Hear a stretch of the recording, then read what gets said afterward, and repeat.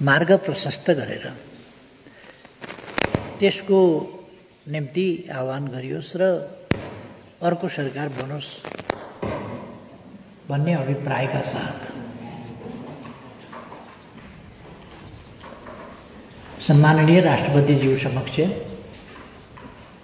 आफूले मार्ग प्रशस्त गरेको र अर्को सरकार बन्नका लागि संविधानको धारा 76 को 5 बमोजिमको सरकार बन्नका लागि मार्ग प्रशस्त गरेको बाटो खोलिदिएको भनेर सिफारिस गरेको कुरा सर्वविदितै छ र त्यो कुरा बाहिर आएपछि बहुतै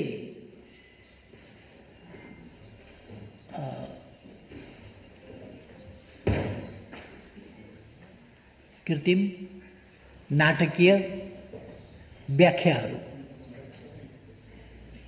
हुने गरेको पाइयो। मानिलिउँ यो असाध्यै नयाँ कुरो अचानक आइपुग्यो जस्तो। यदि यो नगरीय र विश्वासको मत लिएको भए विश्वासको मत प्राप्त हुँदैन थियो भन्ने कुरा त्यो स्पष्ट छ। त्यसको व्याख्यामा म बसिजान्छु। विश्वासको मत प्राप्त हुँदैन थियो। फेरि जाने संविधानको धारा 5 कै प्रक्रियामा हो। त्यसो भइसकेपछि हामीले जेठ 15 गते संविधानले नै तोकेको छ बजेट प्रस्तुत गर्नुपर्छ। त्योभन्दा अगाडि नीति कार्यक्रम प्रस्तुत गर्नुपर्छ। नीति कार्यक्रम र बजेट प्रस्तुत गर्न नयाँ सरकार बन्नेलाई 14 गते सरकार बन्यो भने 15 गते बजेट कसरी पेश गर्ला?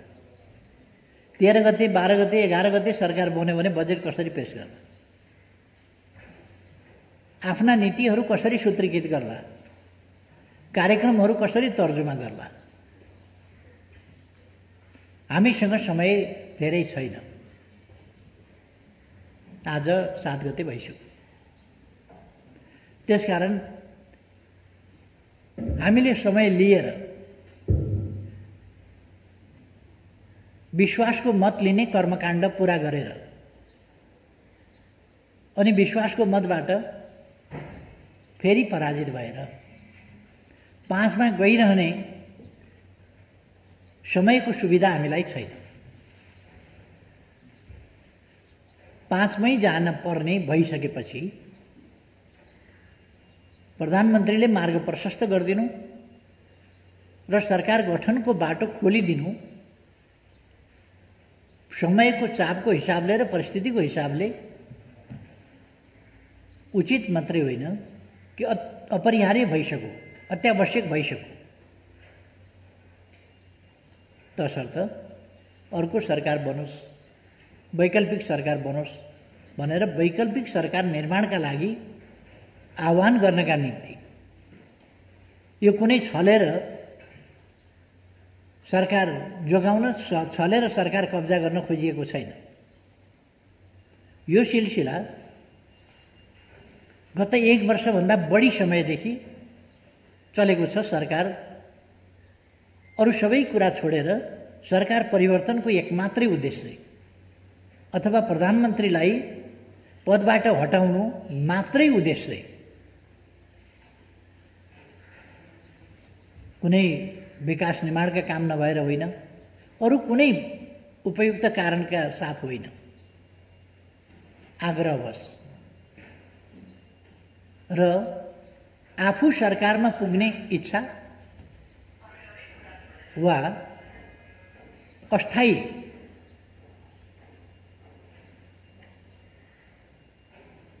एउटा यस्तो खालको स्थितिमा पुर्याउने कि स्थायित्व छैन, अस्थायी ढङ्गले सबै कुरा चलिराखेको छ जस्तो यो त गत वर्षदेखि नै छ। जब संसद अलिक अशक्त स्थितिमै पुग्यो, नयाँ सरकार दिन सक्ने स्थिति,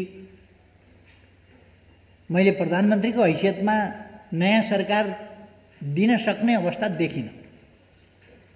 सरकार चलाउन सक्ने अवस्था पनि र खास काममा केन्द्रित हुन पाउने अवस्था पनि रहेन। त्यो सरकार ढाल्ने र नयाँ बनाउने त्यो असफल प्रयासकै वरिपरि राजनीतिक दलहरू, नेताहरू केन्द्रित हुने कुराले सरकारले सहज ढङ्गले काम गर्न पनि पाएन र एउटा संवैधानिक प्रक्रियाबाट, त्यो संवैधानिक प्रक्रियाको चक्रबाट अगाडि बढ्नुपर्ने ठाउँमा सधैँ अस्वस्थ खेलको एउटा चक्रव्यूहमा राजनीति परिरहने, देशको अमूल्य समय बर्बाद भइरहने, देशका कोभिड-19 जस्ता महामारीका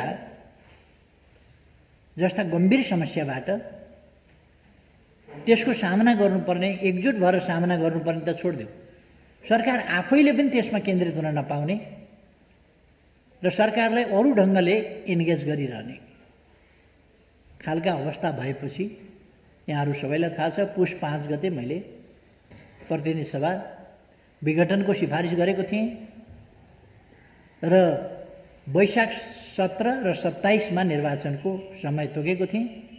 अहिलेसम्ममा यो दौडधुप उछलकुद सबै समाप्त हुन्थ्यो र ताजा जनादेशका साथ यति बेला नयाँ सरकार बनिसकेका हुन्थ्यो र देश संविधान अनुसार सङ्घीय लोकतान्त्रिक गणतन्त्रलाई सुदृढ गर्दै राजनीतिलाई अस्वस्थताबाट स्वस्थतातिर, अनुचित अभ्यासहरूबाट उचित अभ्यासतिर,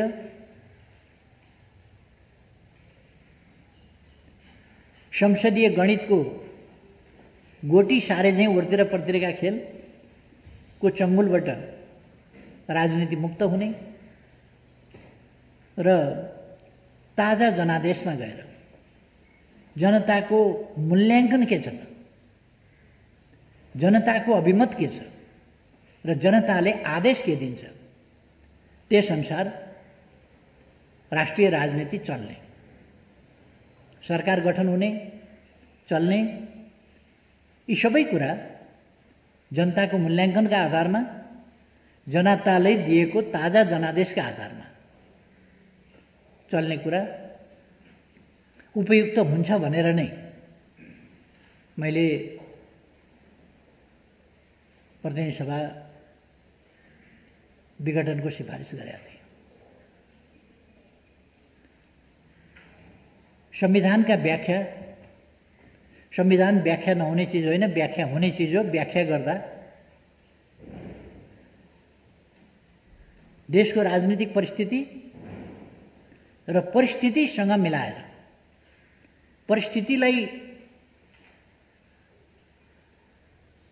विश्लेषण गर्ने र परिस्थितिमा पैदा भएका समस्याहरू समाधान गर्ने गरी नै संविधानको कार्यान्वयन हुने हो।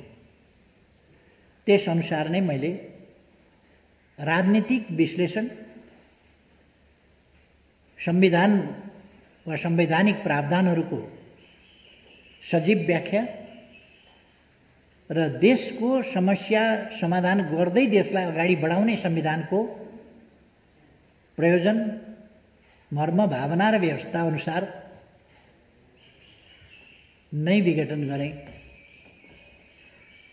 अदालतको व्याख्या फरक रह्यो र प्रतिनिधि सभा पुनर्स्थापित भयो।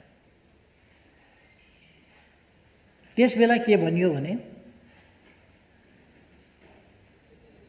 अविश्वासको प्रस्तावबाट भाग्न,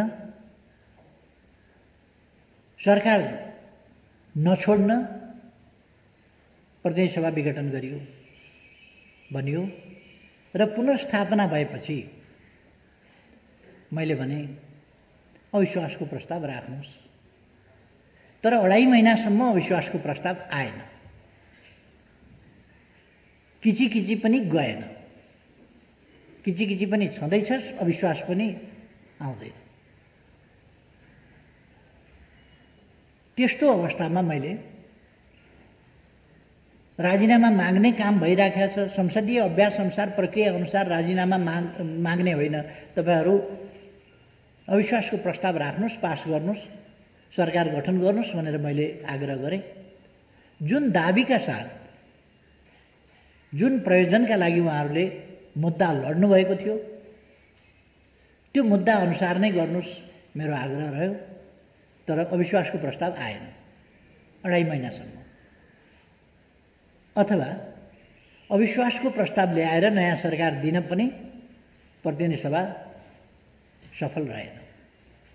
प्रतिनिधि सभालाई सफल हुन दिइएन त्यस रूपमा। आफै त प्रतिनिधि सभा रहने नरहने होइन, दल र दलका नेताहरूको व्यवहारले हुने नहुने हो। प्रतिनिधि सभालाई काम गर्न पनि नदिने, प्रतिनिधि सभालाई प्रभावकारी हुन पनि नदिने, सरकारलाई निर्वाध काम गर्न पनि नदिने र अर्को सरकार, वैकल्पिक सरकार दिनुहोस् न त भन्दा दिन पनि नसक्ने। 2.5 महिनासम्मको प्रतीक्षा र अर्को वैकल्पिक सरकार दिनुहोस् भन्ने मेरो आग्रह, त्यो सफल नभएपछि मैले विश्वासको मत मागेँ। त्यसो भए मैलाई विश्वास दिनुहोस् न त, तपाईँहरू वैकल्पिक सरकार दिन सक्नुहुन्न भने मलाई विश्वास दिनुहोस्।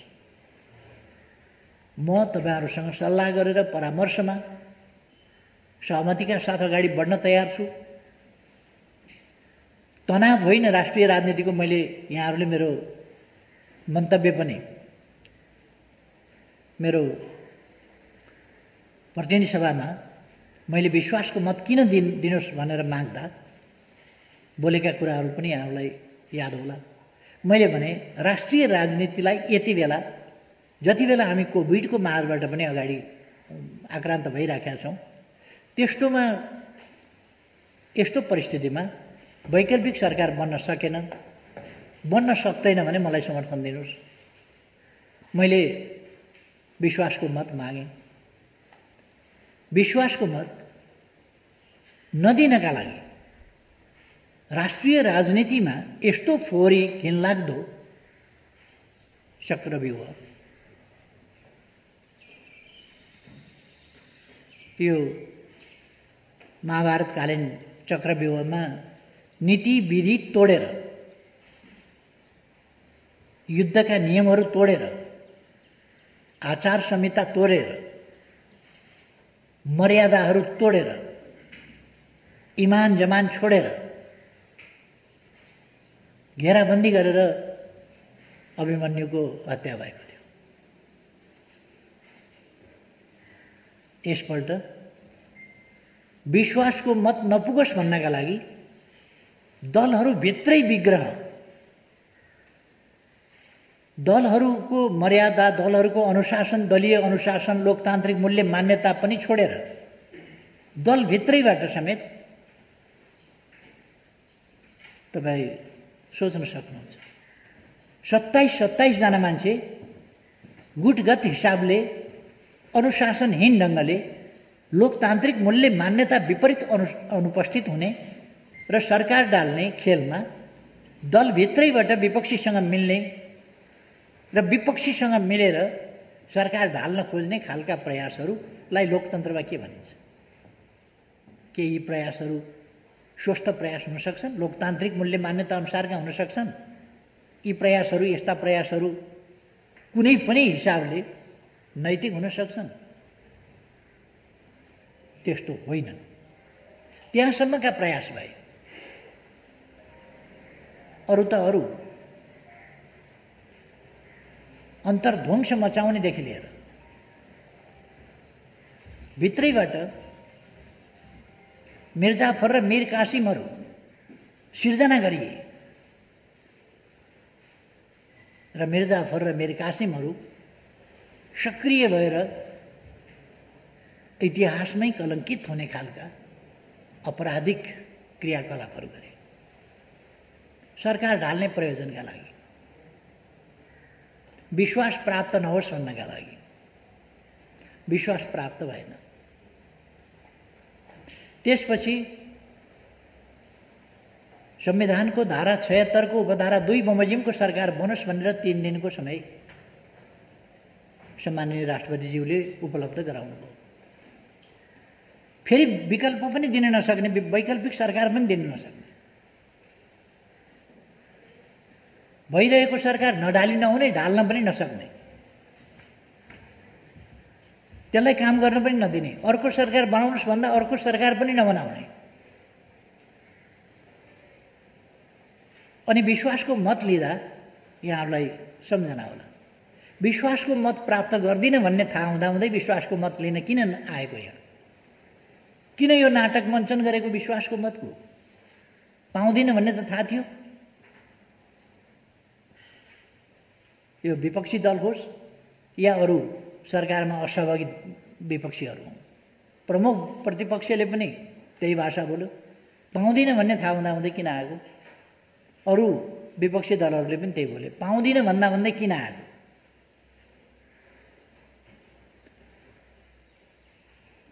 प्रमुख प्रतिपक्ष बाहेकका दलहरूले के भने, तपाईले यो संसदमा विश्वासको मत लिन नैतिक हिसाबले पनि आउन मिल्दैन। अब 76-2 को सरकार पनि बनेन। मैले चाहेर होइन, संविधानले मलाई फेरि प्रधानमन्त्री, अब कसैलाई मन नपर्नु, कसैलाई रिस उठ्नु, कसैलाई बढी त्यो अप्रिय कुरा लाग्नु बेग्लै कुरा हो, तर संविधानले त्यही भन्छ, 76-2 अनुसारको सरकार बनेन भने 3 को बनाऊ। 3 को सरकार बनाए, 1 महिना समय छ, 1 महिनाभित्र विश्वासको मत लिन सकिन्छ। तर मलाई थाहा छ अस्ति भर्खर अविश्वासको प्रस्ताव राख्न सक्ने अवस्थामा विपक्षी राजनीतिक दलहरू छैनन्। त्यो 2.5 महिनाको अभ्यासबाट देखियो। अविश्वास राख्नका लागि संसद फिर्ता पाऊँ भनेको, प्रतिनिधि सभा फिर्ता पाऊँ भनेको अविश्वास राख्ने स्थिति भएन। त्यसपछि विश्वासको मत मैले प्राप्त गर्न सक्ने स्थिति भएन। विश्वासको मत नदिएर सरकार ढाल्नलाई व्हिप उल्लङ्घन गर्ने, आदेशको पालना नगर्ने, दलीय मर्यादा, लोकतन्त्रको आधारभूत मूल्य मान्यता समेतको धज्जी उडाएर अनुपस्थित बस्ने सम्मका अलोकतान्त्रिक हरकतहरू संसदभित्र पसाइए, लोकतन्त्रभित्र पसाइए, लोकतन्त्रको हुर्मत लिने काम गरिए। यो एउटा सरकारको मात्रै प्रश्न होइन, लोकतन्त्रको प्रणालीको प्रश्न हो र प्रणालीको हुर्मत लिने काम भयो। विश्वासको मत आएन, विश्वासको मत पाउने स्थिति छैन। 2 को सरकार पनि बनेन। अब 3 अनुसारको सरकारले फेरि समय विश्वासको मत पाउन्न भन्ने थाहा हुँदाहुँदै, साथीहरूले अस्ति गरेका बहस जस्तै विश्वासको मत पाउँदिन भन्ने थाहा पाउँदै विश्वासको मत पर्खिएर यसरी समयले चापेको बेला नीति कार्यक्रम बजेट, अरूभन्दा पनि बजेट जेठ 15 गते त ल्याउनै पर्छ सरकारले। त्यसकारण वैकल्पिक सरकार बन्ने अवसर दिने हो भने तत्काल दिन जरुरी छ। यो त कसैको अधिकार खोजेको कुरा त होइन नि। मैले भने मार्ग प्रशस्त गरिदिएको छु, मैले मार्ग प्रशस्त गरेको छु। अर्को सरकार बनाउनका लागि वैकल्पिक सरकार बनाउन आह्वान गर्ने, समय दिने काम सम्माननीय राष्ट्रपतिज्यूबाट होस्। मैले भने यसमा षड्यन्त्र कहाँ भयो, बन्न नदिएको कहाँ भयो? अनि 1 दिनको समय दिएको 21 घण्टा जोडेर कति 2.5 महिना दिँदाखेरि किन थोरै भयो त? 2.5 महिना पनि पर्याप्त त भएन। अविश्वासको प्रस्ताव त कसैले राख्न सकेन 2.5 महिनामा। अनि 2.5 महिना नै दिने कि कति दिने त? 2.5 महिनामा नभएको अस्ति 3 दिन दिएको, 3 दिनमा पनि त हुन सकेन। हुन सक्ने हो भने 24 घण्टामा के भयो? दलहरू मिलेर जाँदाखेरि भइहाल्छ। दलहरू मिलेर जाँदाखेरि आज त दिनभरि त होला नि त, 5 बजेसम्म। दिनभरिमा दलहरू मिलेर जान सकिँदैन, त्यो गए भयो। वैकल्पिक सरकार बनाए भयो। वैकल्पिक सरकार बनेमा मैले स्वागत गर्नेछु। अथवा म फेरि पनि आह्वान गर्छु, कुनै षड्यन्त्र होइन, तपाईहरु सरकार बनाउनुहोस्, वैकल्पिक सरकार बनाउनुहोस्। म दलहरूलाई दलका नेताहरूलाई आग्रह गर्छु, बनाउनुहोस् वैकल्पिक सरकार। मेरो रचनात्मक सहयोग हुनेछ। यस्तो सधैँको खिचखिच, सधैँको किचपिच होइन।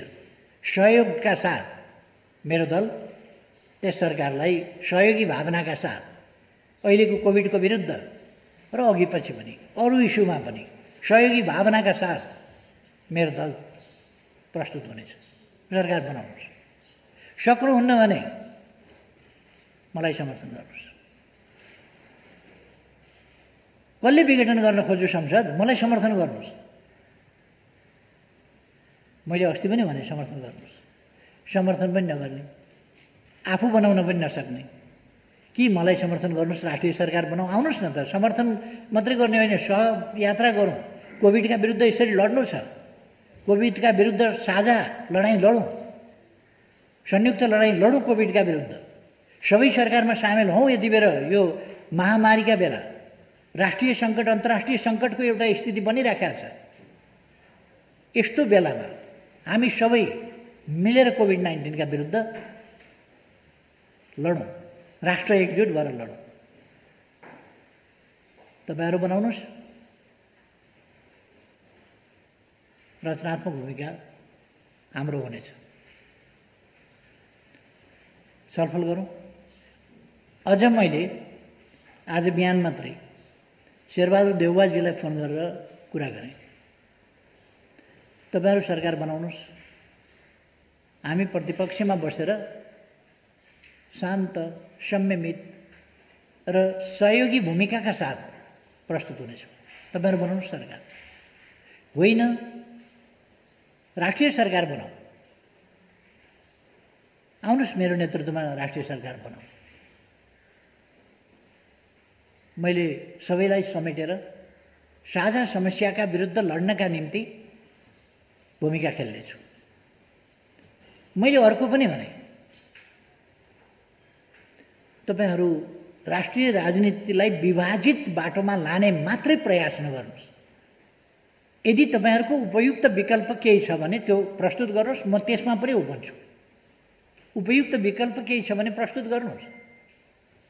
कमसेकम हिम्मतका साथ विकल्प यो हो, यस विकल्पमा संयुक्त रूपले जाउँ भनेर भन्नुहोस्।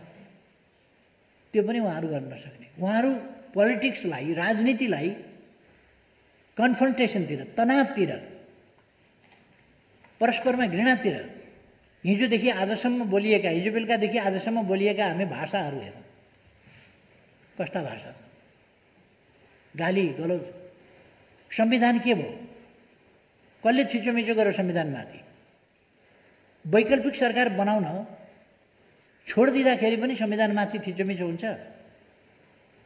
मार्ग प्रशस्त गरिदिँदाखेरि पनि थिचोमिचो हुन्छ। कन्क्लुजन त्यही हो। अनि म लिन्न, मैले हात उठाएँ, म हार्छु। विश्वासको मत लिएँ भने म हार्छु, हारेपछि 5 मा जाने हो।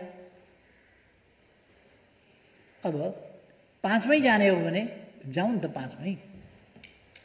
त्यसैबाट तपाईहरु सरकार बनाउनुहोस् र नीति कार्यक्रम बजेट सबै पेश गर्नुहोस् भन्ने कुरा के यो संघीय लोकतान्त्रिक गणतन्त्र विरुद्ध हुन्छ? के यो लोकतन्त्र विरुद्ध हुन्छ? के यो संविधान विरुद्ध हुन्छ? के यो आजको आवश्यकता विरुद्ध हुन्छ? के कोभिडका विरुद्ध संयुक्त ढंगले लड्ने हाम्रा आवश्यकताका विरुद्ध हुन्छ? यो राष्ट्र यति बेला तनावतर्फ होइन, तनाव शिथिलीकरण र एकताबद्ध भएर अगाडि जानुपर्ने बेला। तनाव मात्रै किन गर्ने? कोही राष्ट्रपतिलाई महाअभियोग लगाउनु पर्छ भनेको छ। राष्ट्रपतिलाई महाअभियोग लगाउने आक्रोश, कुण्ठा अथवा के हो यो? राष्ट्रपतिलाई हामीले संविधानमा के अधिकार दिएका छौँ? प्रधानमन्त्रीमाथि ल्याऊ न, अविश्वास प्रस्ताव ल्याऊ, बहुमत ल्याऊ, बनाऊ, सरकार बनाऊ भनेकै छ त। अविश्वास प्रस्ताव पनि ल्याऊ भनेको, अर्को सरकार बनाऊ भनेकै हो। अहिले पनि भनेको छ वैकल्पिक सरकार बनाऊ भनेर साथीहरूलाई भनेको छ। अनि प्रधानमन्त्रीले संविधानमा लेखेको कुरा के छ भने प्रधानमन्त्रीले जे सिफारिस गर्छ, मन्त्री परिषदको सिफारिस प्रधानमन्त्रीद्वारा जे राष्ट्रपति कहाँ जान्छ त्यही राष्ट्रपतिले गर्नुपर्छ। अनि राष्ट्रपति माथिको आक्रोश किन? यो गणतन्त्र विरुद्धको खेल हो। यो राष्ट्रपतिको विरोध, गणतान्त्रिक संस्था, गणतान्त्रिक प्रणाली र गणतन्त्रको सर्वोच्च संस्था, गणतन्त्रको प्रतीक हो राष्ट्रपति। राजतन्त्रको प्रतीक हुन्छ राजा, गणतन्त्रको प्रतीक हुन्छ राष्ट्रपति। राष्ट्रपति राजतन्त्रमा हुँदैन, राजा गणतन्त्रमा हुँदैन। त्यस अवस्थामा राष्ट्रपतिको हुर्मत लिने काम, राष्ट्रपतिको अपमान गर्ने काम, राष्ट्रपति संस्थाको मर्यादा घटाउने काम आफ्नो पार्टीको भएन वा आफ्नो स्वार्थ अनुसार भएन भने राष्ट्रपतिका संवैधानिक सीमा र काम कर्तव्यहरू त बुझ्न पर्छ होला नि। अर्को, हामी कस्तो सभ्य असभ्य के समाज निर्माण गर्न खोजिरहेका छौँ? हामीले सभ्य समाज निर्माण गर्नु पर्दैन। म जवाबदेही छु प्रधानमन्त्रीको हैसियतमा। मैले गरेको सिफारिसप्रति म जवाबदेही छु। पहिले पनि म जवाबदेही थिएँ, मैले गरेको हो। अहिले पनि म जवाबदेही छु, मैले गरेको हो। राष्ट्रपति समक्ष सिफारिस। र यहाँ संविधानको व्याख्या गर्ने स्वतन्त्र न्यायपालिका होला। पहिले पनि संविधानको व्याख्या गरेको देखिएको छ। वैकल्पिक सरकारका लागि मार्ग प्रशस्त गरेर सरकार बनाउनुहोस् भन्दा कसरी वैकल्पिक सरकारको बाटो थुनेको हो र छिकेको हो र? यो बाटो खोलिदिएको छ। अहिलेको सरकारका विरोधीहरूलाई एकजुट भएर यो सरकारलाई विस्थापित गर्ने बाटो खोलिदिएको छ। गर्नुहोस्, एकजुट भएर विस्थापित गर्ने बाटो खोलिदिएको छ नि, त्यो गर्नुहोस्। मैले भने अर्को सरकारलाई, वैकल्पिक सरकारलाई हाम्रो रचनात्मक सहयोग हुनेछ। हामी त्यस सरकारप्रति असहिष्णु अथवा त्यसलाई कुनै ढङ्गले नकारात्मक ढङ्गले हेर्दैनौँ। यो संवैधानिक प्रक्रिया हो। यो लोकतन्त्रमा यस्तो हुन्छ। किन यस्तो आवेश उत्तेजनाको राजनीतिमा साथीहरू जानुहुन्छ, दलहरू जानुहुन्छ, नेताहरू जानुहुन्छ, प्रतिगमन देख्नुहुन्छ भने जस्तो भएन भने प्रतिगमन। अस्ति के विषयमा हो प्रतिगमनका विरुद्ध लडौँ भने के पो एउटा आएको थियो होइन?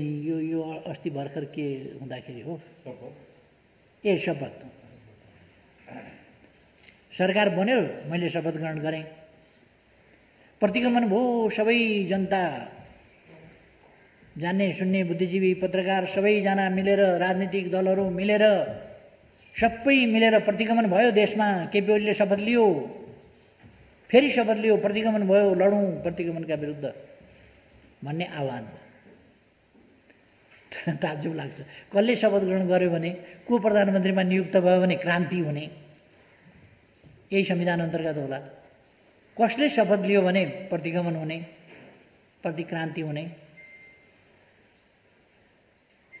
ती मान्छेले लोकतन्त्र सिकाउने जो लोकतन्त्रका विरुद्ध लडेर लोकतन्त्रलाई पराजित गर्न नसकेर लोकतन्त्रले पराजित गरेपछि लोकतन्त्रलाई आधा मनले स्वीकारेर चलिरहेका छन्, तिनै मान्छेले लोकतन्त्र पढाउने। जे होस्, यतापट्टि म जान चाहन्न। अहिले मेरो भनाइ के हो भने आवेश उत्तेजनामा चल्ने समय छैन। हामीले अहिले देशको परिस्थितिलाई यस्तो महामारीका बेला गम्भीरतापूर्वक लिनुपर्दछ र साझा प्रयासबाट यसको समाधान गर्नुपर्दछ। साझा प्रयासबाट। त्यो साझा प्रयास मलाई समर्थन गरेर हुनसक्छ, वैकल्पिक सरकार बनाएर हुन सक्दछ, अर्को विकल्प कसैले अगाडि सारे पनि हुन्छ, त्यो विकल्प सार्नुहोस् अगाडि, त्यो गरे पनि हुन्छ। मेरो पहिलो चोइस त आफै विकल्प हो, किनभने मलाई चाहिँ कसैले अविश्वास पनि राख्न सकेन, हटाउन पनि सकेन। अब यदि हटाउने बाहेक अर्को विकल्प हुन सक्दैन भनेर हटाउने दिनको प्रतीक्षा गर्ने हो भने त्यो दिनको प्रतीक्षा गर्दा गर्दै संसद विघटन हुने स्थितिमा पुग्ने खतरा।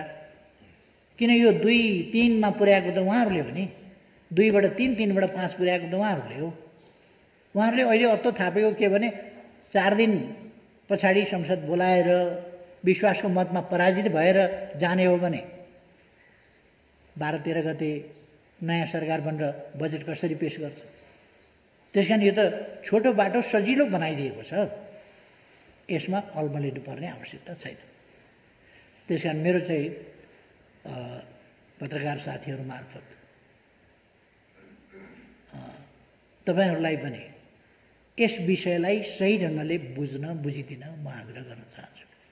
यसमा कुनै देशको हितभन्दा परतिर संविधानको मर्म र भावना, अक्षर र व्यवस्था प्रबन्धभन्दा परतिर केही पनि छैन र यसमा हामी सबै एकजुट भएर देश लाग्नुपर्ने अवस्था छ भनेर मैले फेरि जोड दिन खोजेँ। आज 5 बजेसम्मको समय छ। कसैले वैकल्पिक सरकार दियो भने ठिक छ। म त अहिले पनि भन्छु, कृपया आउनुहोस्, राष्ट्रिय सरकार बनाऊ, सहमतिको सरकार बनाऊ र सहमतिका साथ अगाडि बढौँ।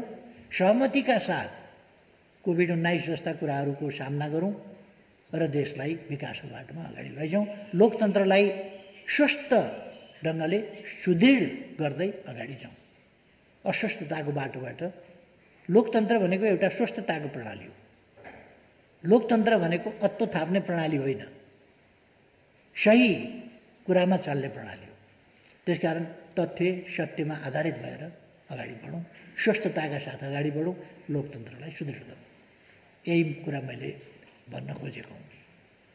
फेरि एकपल्ट दोहोऱ्याएर भन्न चाहन्छु, राष्ट्रिय सहमति कायम गरौँ, सहमतिको सरकार बनाएर अगाडि जाउँ, सहमतिका साथ राष्ट्रिय समस्या समाधान गरौँ। यही मेरो आग्रह। धन्यवाद छ। अब साथीहरूका जिज्ञासाहरू पनि म सोध्छु।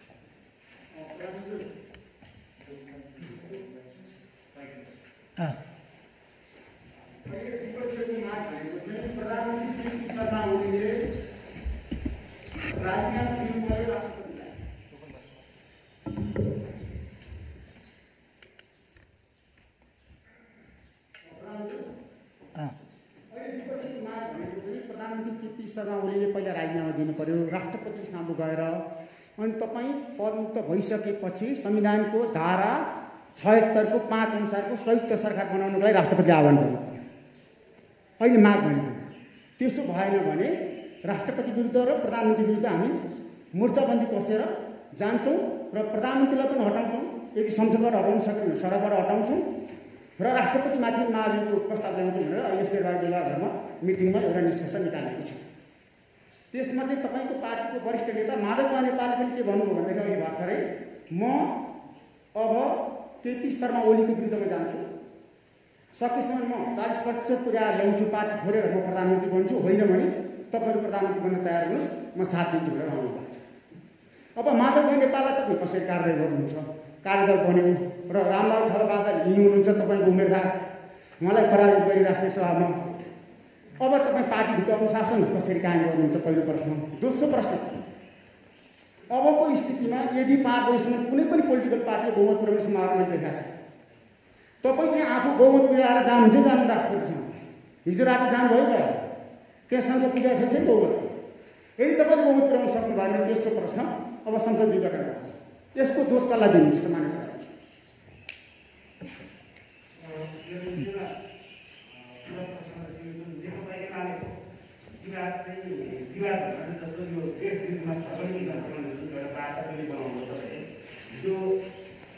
निर्वाचन राष्ट्रिय सभाको उपनिर्वाचनपछि अब यो राष्ट्रपतिको अस्तित्व कायमै छ कि अब उमेरमा आफ्नै पक्षसँग तपाईँले लिएरै रहनुहुन्छ कि अब प्रक्रिया पुग्यो?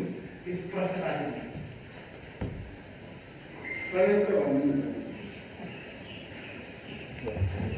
अहिले तपाईँले एउटा समानीकरणले के गर्नु भने मार्ग प्रशस्त गरेको छु भन्नुभयो होइन। मार्ग प्रशस्त गर्नु भनेको चाहिँ राजीनामा हो कि होइन? र मार्ग प्रशस्त गर्दैमा त्यसको चाहिँ राजीनामा गरिँदाखेरि एउटा चाहिँ नि काम चलाउ सरकार तपाईँ बन्न नचाहेको किन? र तपाईँले चाहिँ राजीनामा भन्ने कुरा स्पष्ट रूपमा किन भन्नु नखोज्नु भएको?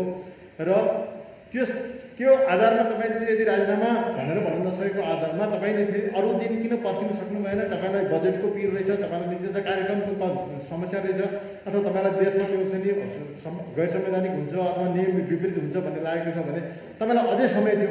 तपाईँ किन अप्ठ्यारोमा पार्नुभयो त्यो पनि ठिक छ, तपाईँले आफ्नो राजनीतिक फाइदाको लागि तपाईँले गर्नुभएको निर्णय ठिक छ।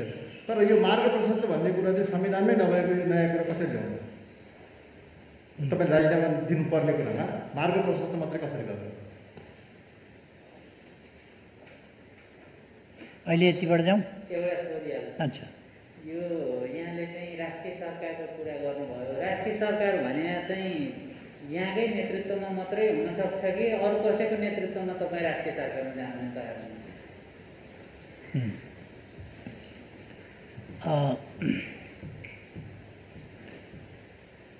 चारवटा प्रश्न आए। चारवटा प्रश्नमा अरू 2-3वटा प्रश्न पनि मिसिएको छ जस्तो लाग्छ।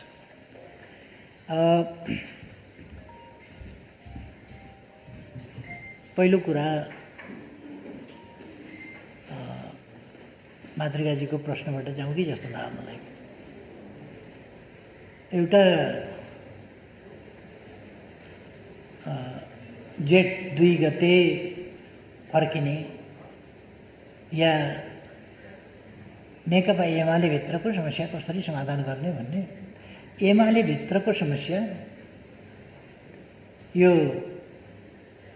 राष्ट्रिय चासो सरकारको विषय हुनुपर्ने थिएन यदि प्रणालीमै घात गर्ने स्तरमा हुँदैनथ्यो भने, प्रणालीकै धज्जी उडाउने खालको हुँदैनथ्यो भने, प्रणालीका मूल्य मान्यता नै धज्जी उडाउने खालको हुँदैनथ्यो भने।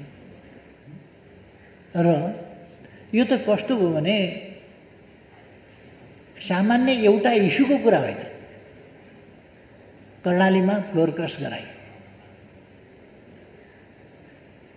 संसदीय व्यवस्थामा फ्लोर क्रस गर्ने कुरा लोकतन्त्रमा अस्वाभाविक, असाधारण, अनैतिक र अपराधपूर्ण मानिन्छ, दण्डनीय मानिन्छ दलीय हिसाबले। कर्णालीमा त्यही हो।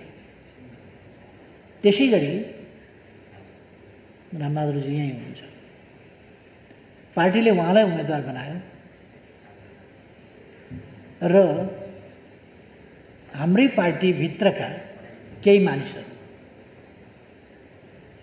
मानिसहरू विपक्षीहरूसँग मिलेर साँठगाँठ गरेर त्यो साँठगाँठको अगुवाईकर्ता भएर स्वतन्त्र व्यक्तिको रूपमा एउटा पार्टी कार्यकर्तालाई बागी विद्रोही बनाएर पदको प्रलोभनमा उसलाई पनि इमान आदर्शबाट च्युत गराएर, यो नेताहरूले गराउनु हुने काम होइन। कार्यकर्तालाई प्रलोभन दिएर, पदको प्रलोभन देखाएर आदर्श च्युत गराउने यो अत्यन्तै अनैतिक काम। त्यो गराएर आफ्नो पार्टीको क्यान्डिडेटलाई हराएर, त्यो आफ्नै इनिसिएसनमा हराएछ, अरूलाई पनि समेट्ने काम त्यहीँबाट भएको छ। र समानान्तर कमिटीहरू बनाउनेदेखि लिएर पार्टीको कसरी ध्वस्त गर्न सकिन्छ, पार्टीका सांसदहरूलाई अनुपस्थित गराएर सरकार ढाल्ने प्रयास सबैले देखाएको छ। केपी ओली अलिकति कतै मन पर्दैन भने कसैलाई मन पर्दैन होला, तर पनि यो कुरा अनुपस्थित गराउने कुरा, सङ्गठित ढङ्गले अनुपस्थित गराउने कुरा लोकतान्त्रिक प्रणाली र आचरण अनुसार भएन भन्ने कुरा त लोकतन्त्र मान्ने मान्छेले त भन्नुपर्छ होला। भन्नुपर्ने विषय होइन र यो? कसैले भन्नुपर्ने, कसैले भन्न नहुने विषय हो र? एउटा स्ट्यान्डर्ड त राख्नु पर्ला नि, एउटा मापन त हुनु पर्ला नि।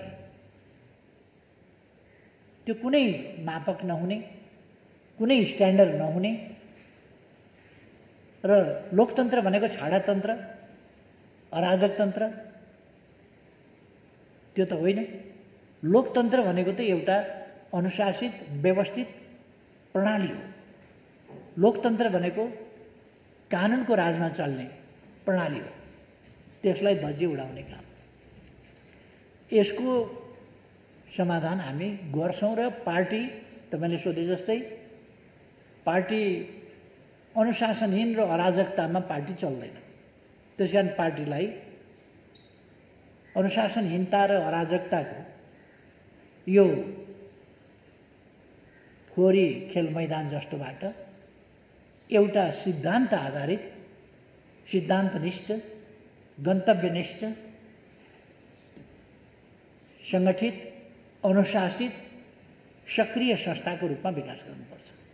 त्यो काम नेकपा एमाले गर्नेछ भन्ने कुरा म जानकारी गराउन चाहन्छु। दोस्रो, सर्वोच्च अदालतको फागुन 23 गतेको फैसलाले अर्कोको नाममा पहिले जेठ 3 गते पार्टी दर्ता गर्दा भइरहेको अर्काको नाममा दर्ता गरिएछ। अर्काको नाममा दर्ता भएपछि नाम जुदाएर दर्ता गर्न कानुनले मिल्दैन। नमिलेपछि दर्ता खारेज भयो। फागुन 23 गतेको फैसलाले दर्ता खारेज भयो।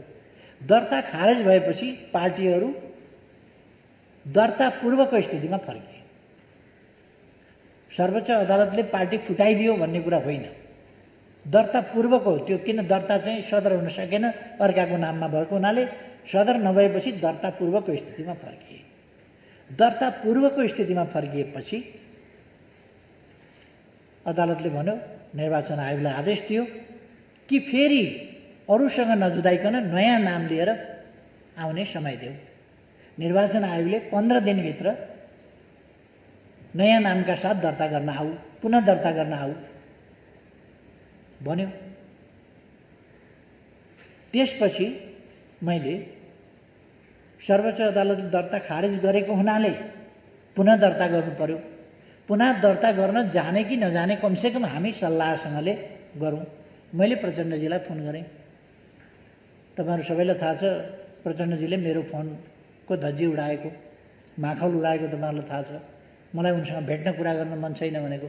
जब भेट्न कुरा गर्न मन छैन, टेलिफोन गरेर कुरा गरौँ, भेटौँ भन्दाखेरि त्यसलाई माखौल उडाइन्छ भने फेरि नयाँ नामका साथ दर्ता गर्न जाने मूढ मनस्थिति के रहेछ? कसैले दर्ता गर्न जाने प्रयास गरेको तपाईँहरूले देख्नुभयो? मैले प्रचण्डजीलाई फोन गरेको, मैले माधवजीलाई फोन गरेको, मैले माधवजीलाई भेटेको, प्रचण्डजीलाई भेट्न चाहेको, पटक पटक भेट्न चाहेको। आजसम्म पनि, आज पनि, अघि पनि मैले प्रचण्डजीलाई फेरि फोन गरेँ। प्रचण्डजीबाट फोन आउने गरेको छैन, मैले नै गर्ने गरेको छु। किनभने म प्रधानमन्त्री पनि हुँ, म प्रमुख पार्टीको अध्यक्ष पनि हुँ। त्यसकारण मैले नै गर्नुपर्छ भनेर मैले आजसम्म पनि लगातार गरेको छु फोन। र त्यति बेला पनि मैले 15 दिनको समय हामीलाई निर्वाचन आयोगले दिएको छ भने हामी जाने हो कि होइन? जाने हो भने के नाम लिएर जाने? कसरी फेरि हामी एकजुट हुने? एकीकृत हामी कसरी हुन्छौँ त? हिजो त एउटा बेग्लै परिस्थिति देखा पर्यो। पार्टी कब्जा गर्ने, निकाल्ने, अध्यक्षबाट हटाउने, दलको नेताबाट हटाउने, साधारण सदस्यताबाट समेत हटाउने। त्यो त मौका मिल्दा त ती सबै तमासा त देखिए। तर 23 गतेको दर्ता बदरले, अर्काका नाममा दर्ता भएको हुनाले, दर्ता बदर हुनाले त्यो स्थितिबाट फर्कियो। उहाँहरूले त मेरो त पार्टी सदस्यता पनि,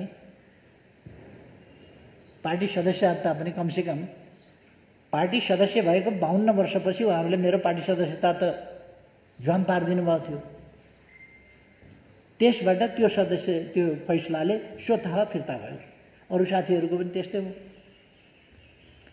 अब जेठ 2 गते पुग्ने भनेको के हो भन्दा दर्ता पूर्वको स्थितिमा फर्किने हो। यसबीचमा भए गरेका कामहरू एकीकरणलाई हामीले अस्वीकार गरे हो र त्यो त लिगल कुरा हो। दर्ता पूर्वको स्थितिमा गयो। हामीले पार्टी एकीकरण गऱ्यौँ, त्यो त सत्य हो। एकीकरण हाम्रो चाहना थियो, हामीले गरेको हो एकीकरण। एकीकरण कायम छ। एकीकरणको हाम्रो आकाङ्क्षा पनि कायम छ, हाम्रा प्रयास पनि कायम छन् र त्यो एकीकरण अझ अगाडि बढाउँ भन्ने हाम्रो चाहना हो। तर त्यो अघि बढाउन केही मान्छेहरूले मानेनन्, पुनः दर्ता गर्न जान मानेनन्। माधवजी पेरिस डाँडाबाट एकीकरण भएर कसरी दर्ता गर्न जाने भन्नु भएन। उहाँले आफ्नो आफ्नो पार्टी गरी खाने भन्नुभयो, फर्किनुभयो। प्रचण्डजी एकीकृत भएर जाउँ भन्नु भएन, विदाई गर्नुभयो उहाँले। मैले फोन गरेर एकीकृत ढङ्गले नै अगाडि बढ्ने बाटो समाउँ भन्दा उहाँले अस्वीकार गर्नुभयो। यस स्थितिमा यो पार्टी अलग अलग हुने स्थिति बनेको हो। यसमा हामीले चाहिँ अलिकति स्पष्ट हुनुपर्छ। र जेठ 2 गते पुग्ने भनेको त्यो अर्थ हो। तर जेठ 2 गते पुग्दा स्वाभाविक रूपमा एकीकरण भएको, एकीकरणको प्रक्रिया 3 वर्ष चलेको, एकीकृत पार्टी बनेको, दर्ता मात्रै बदर भएर हामीले नयाँ पार्टी लानुपर्ने ठाउँमा केही साथीहरू नयाँ दर्ता गर्न अनिच्छुक भएको। अहिलेको स्थिति के हो भन्दाखेरि कानुनी रूपले दर्ता खारिज भयो र दर्ता पूर्वको स्थितिमा पुग्यो। एकीकरण कायम छ। यो पोलिटिकल कुरा हो। एकीकरण कायम छ। केही साथीहरू पुनः दर्ता गर्न जान इच्छा गर्नु भएन, मान्नु भएन, अस्वीकार गर्नुभयो। त्यसकारण पुनः दर्ता माओवादी केन्द्र र एमाले पुनः दर्ता गर्न जाने स्थिति भएन। त्यसो भएपछि अलग अलग नाममा पार्टी बसे, तर एकीकरण कायमै रह्यो। जो दर्ता गर्न जान मन्जुर थियो एक्लै जाने कुरा भएन। एक्लै जान त मिलेन। एक्लै जान नमिलेको हुनाले दर्ता गर्न जाने कुरा भएन। संयुक्त रूपमा उहाँहरू मान्नु भएन र दर्ता पूर्वको स्थितिमा फर्किँदा माओवादी केन्द्र र एमाले भयो। एकीकरण सहित हामीले एमाले नाम मन्जुर गर्नु पर्यो। किन नयाँ नाममा त दर्ता हुन जाने कुरा भएन, पुरानै नाममा फर्कियो।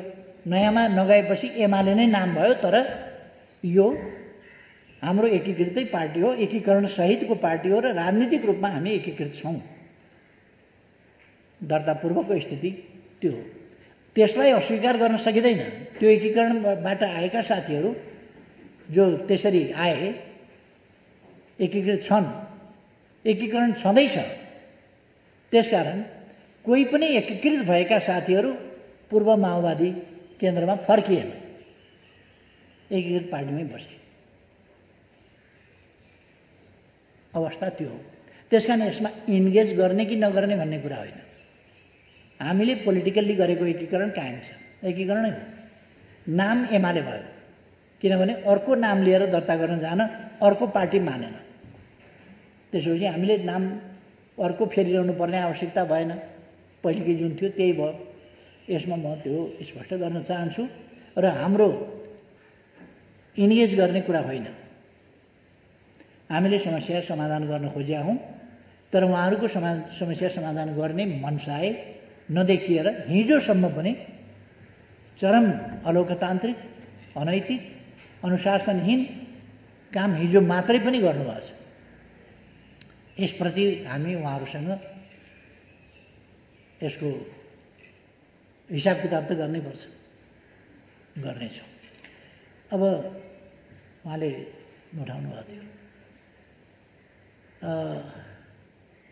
5मा जान चाहिँ राजीनामा गर्नैपर्छ भनेर संविधानले कहाँ लेखेको छ? राजीनामा गरेर मात्रै जान पाइन्छ भन्ने राजीनामा त कुरै छैन त्यहाँ। कुरो के छ भने विश्वासको मत ल्याऊ भन्ने छ। विश्वासको मत लिँदा त्यही स्वाभाविक ढङ्गले त्यहाँ पुग्ने हो। विश्वासको मत लिए सर मैले छोडिदिएँ भनेपछि यसमा हलो अड्काउने गोरु पड्काउने चाहिँ किन पर्यो? विश्वासको मत आएन, विश्वासको मत आउँदैन थियो, आएन, मैले छोडिदिएँ। मैले विश्वासको मत पाइनँ, चाहिएन। अनि विश्वासको मत के, विश्वासको मत पाएन भनेर फेरि एकपल्ट विश्वासको मत पाएन भन्ने कुराको रेकर्ड दर्ज गराउने मनसाय वा त्योभन्दा बाहिर त केही पनि हुँदैन। के हुन्छ र? तात्विक अन्तर के छ? त्यसले के कसैको मैले राजीनामा गरेर गए पनि 5मा पुग्ने हो, मार्ग प्रशस्त गरेर गए पनि 5मा पुग्ने हो, यसै गए पनि अब 5मा जाउँ भने पनि 5मा पुग्ने हो। त्यसले सबैका लागि अप्सन खुला गरिदिया हो। त्यसकारण यो यसमा न्यु मनाएको आदि इत्यादि कुरा त होइन। त्यसर्थ यो एकदमै स्वाभाविक कुरा हो र राजीनामा गरेर जानुपर्छ भन्ने कतै संवैधानिक व्यवस्था होइन, छैन। यदि विश्वासको मत लिन चाहेन भने के गर्ने? मैले चाहिनँ, विश्वासको मत लिन आवश्यक ठानिन, मैले ह्यान्डसअप गर्ने के गर्ने? संविधानमा छैन भने विकल्पमा जाने। विकल्प रोक्नु हुँदैन, विकल्प रोकिएको छैन। अब धमलाजीले उठाउनु भएको कुरा छ, के पोइन्ट थियो अरे?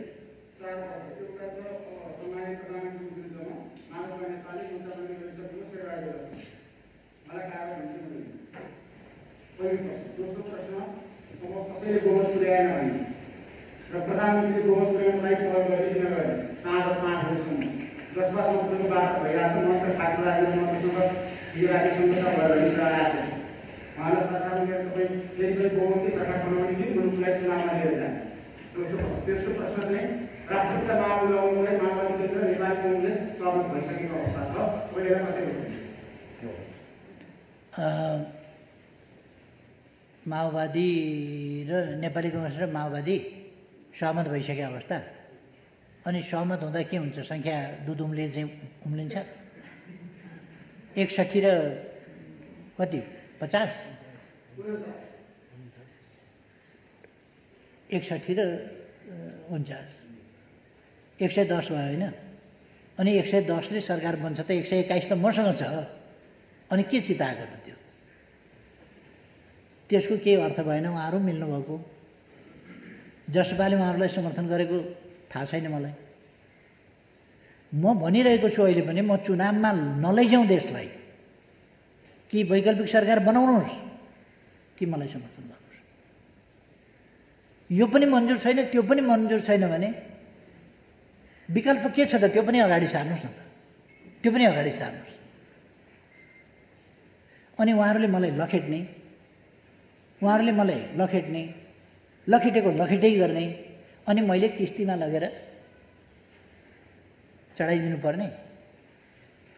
उहाँहरू कुरा गर्न पनि तयार नहुने। म कुरा गरौँ भनिराखेको छु, उहाँहरू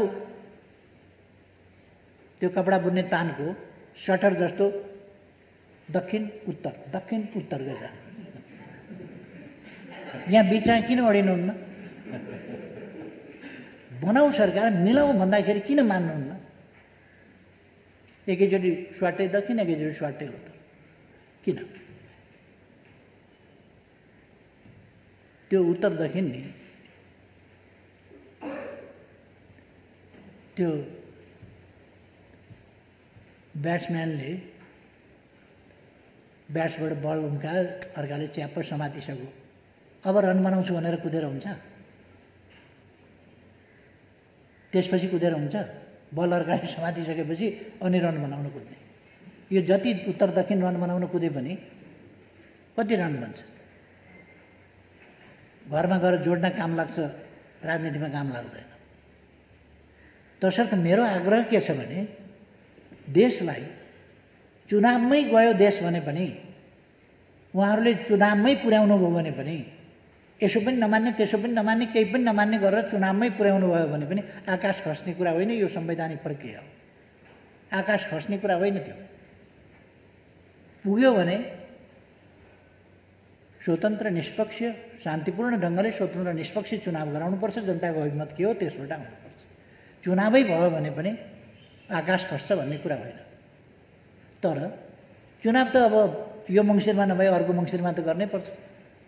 आउँदो फागुनमा त स्थानीय तहको निर्वाचन गर्नै पर्छ। निर्वाचनसँग त हामी एकदमै भागेर पनि त कहीँ पुग्दैन होला नि त। लोकतन्त्रमा निर्वाचन त अनिवार्य छ। निर्वाचन फेस गर्नुपर्छ, जनताको मूल्याङ्कन थाहा पाउनुपर्छ, सामना गर्नुपर्छ जनताको मूल्याङ्कन र जनताको आदेश, ताजा जनादेश जो जनताको अभिमतबाट प्रकट हुन्छ त्यो स्वीकार्नुपर्छ। जनताको अभिमत एक अवधिका लागि स्वीकार्नुपर्छ, यो सधैँका लागि होइन। 5 वर्ष अहिलेको स्थितिमा 5 वर्ष हामीले जसरी चलाउने भनेका थियौँ त्यसलाई स्वीकारेको भए, प्रचण्डजीले स्वीकारेको भए त यो समस्या आउँदैन थियो नि त। उहाँले स्वीकार्नु भएन। माधव नेपालले जनताको अभिमतलाई स्वीकारेको भए, आफ्नै पार्टी ध्वस्त पार्न उहाँ तयार हुनुभयो। कमसेकम 121 सिट नेकपा एमालेलाई दिएको त जनताको अभिमत हो नि। त्यो कुरा माधव नेपाललाई मन्जुर छैन। उहाँले सकेसम्म धेरैलाई राजीनामा गराएर भए पनि तोड्न चाहनुहुन्छ जनताको अभिमत। जनताको अभिमतको उल्लङ्घन गर्न चाहनुहुन्छ, त्यसलाई भाँचखुच पार्न, धुचा पार्न चाहनुहुन्छ। अनि डेमोक्रेसीका कुरा गर्ने,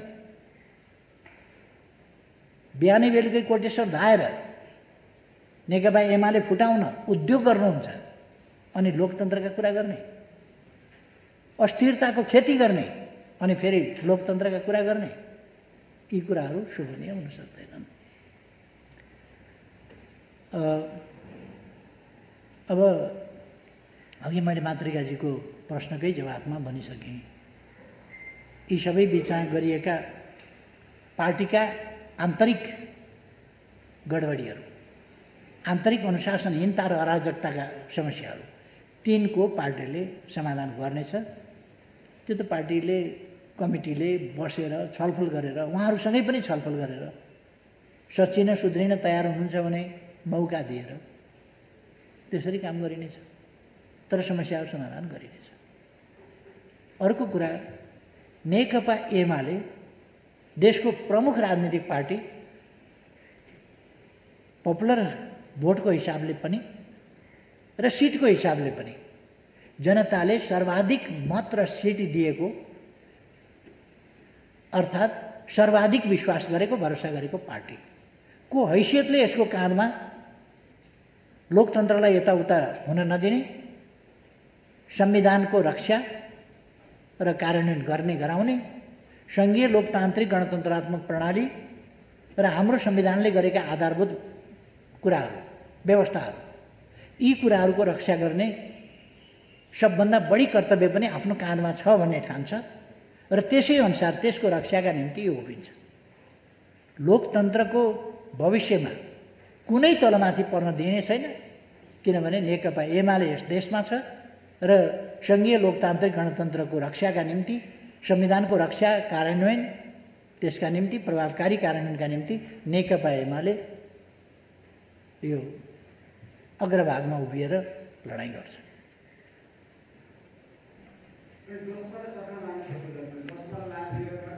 अहिले मैले सबैलाई आउनुहोस् भनिरहेको छु, जसपा मात्रै होइन त सबैलाई सरकारमा आउनुहोस् भनेको छु। यस अमितजी, यस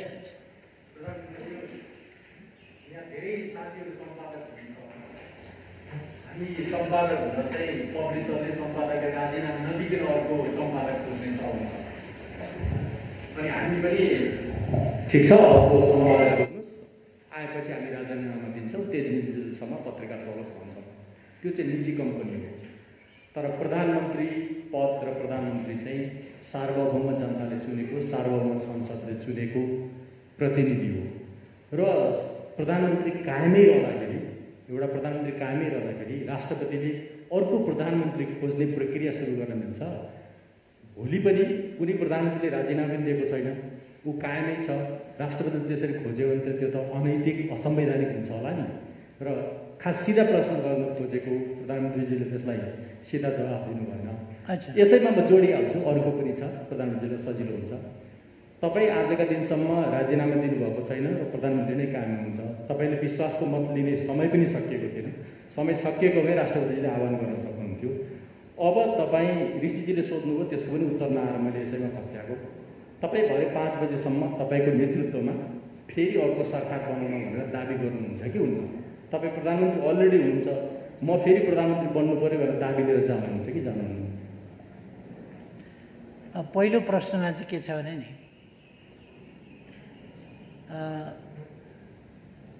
यो निजी कम्पनी जस्तो सजिलो प्रोभाइडरको, लगानीकर्ताको, कम्पनीका मालिकको हातमा हुने जस्तो कुरा होइन। यो देश र जनताका हातमा संविधान सम्मत ढङ्गले रहेको अधिकारको कुरा हो।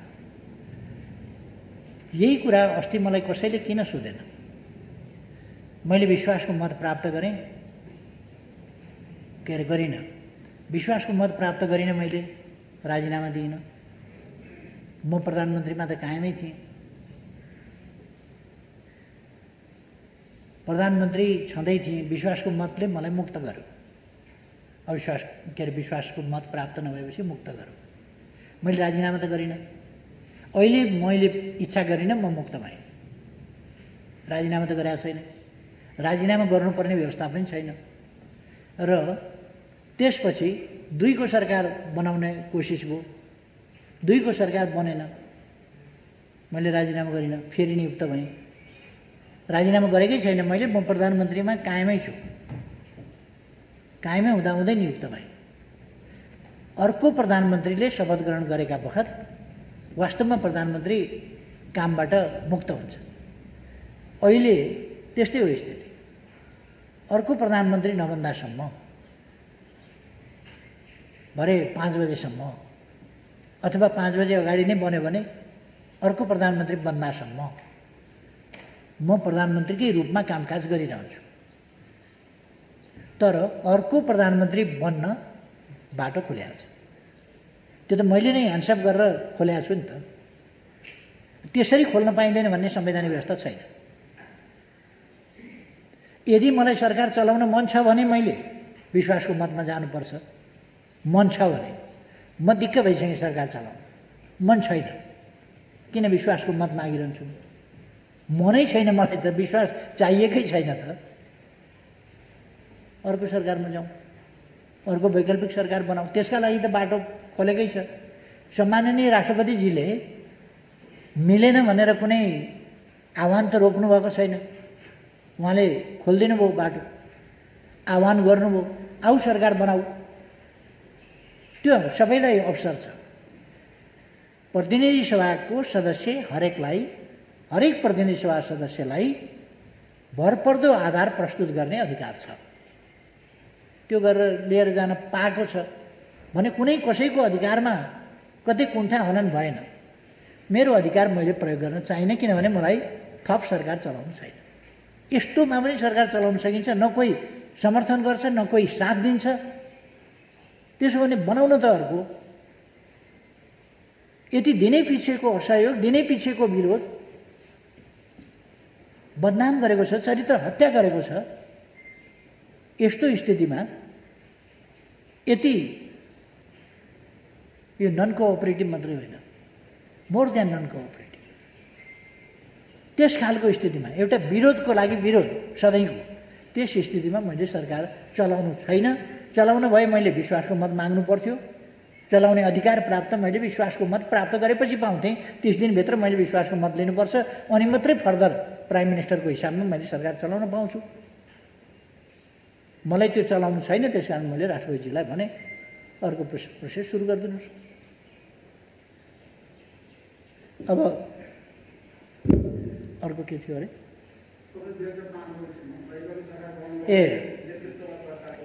म दाबी गर्ने प्रयासमा छु,